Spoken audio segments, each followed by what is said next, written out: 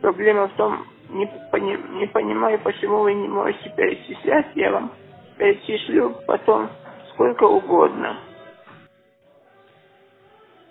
Поймите меня правильно, я не пытаюсь обмануть пожилого человека, особенно, как вам объяснить? Вы же знаете...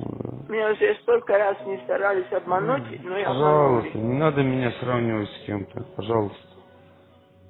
А мне нечего. Люди bывают разные. Es uzskatu, ka man veselības atšķūvījās ar šito visu.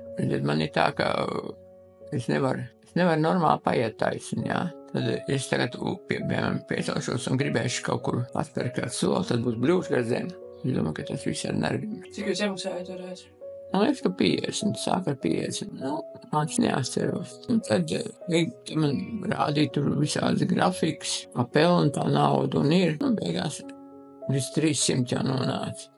Cik jūs iztērējat naudu sūtot viņiem? Daudz. Kaut kur 10-15 tūkstoši droši. Ko tur skaitīt? Nauda ir pazaudēta un cauri. Ko vairāk skaitīt? Kas tā bija par naudu? No kurienes jūs saviet? Mēs strādājām, tad tā nauda krājās vairāk, kas strādāja. Ziniet, jūs nosūtiet viņiem visus savus iekrājumus? Gandrīz tā iznāk, ka visi tur aizgāja. Bet kaut ko arī aizņēmāties, lai viņiem sūtītu? Jā. Jā, bija aizņēmušies, jā. Kā jūs aizņēmaties? Ar tevi no paziņām. Radiem.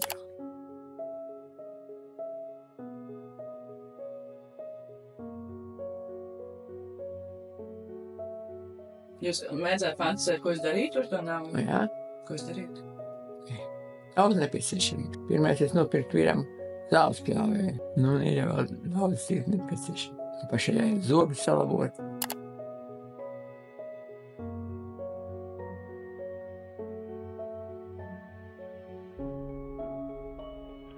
Диктуйте номер, это Анидеска. Не вижу никакого номера. Так оденьте очки. Что? Очки одень, блядь. Es tikai domāju, ka tas ir kārdinājums. Man būs, tikai vai dieniņa, un it sevišķi, ja vēl cilvēks sadomājās kaut ko tur pirkt vai ko, un viņam vajag naudu tādu, lielāku. Un tas ir tas kārdinājums, kas piesaista to. Un viņi jau to saprot, ka pie kaut kā cilvēks piesaista. Viņš jau ir padomājis, pirmoreiz varbūt ne, otrais viņš piezvan. Cilvēks jau ir padomājis, jau sāk tur, kā saka, šaubīties, vai jā, vai. Un viss, tā pierunā ātri.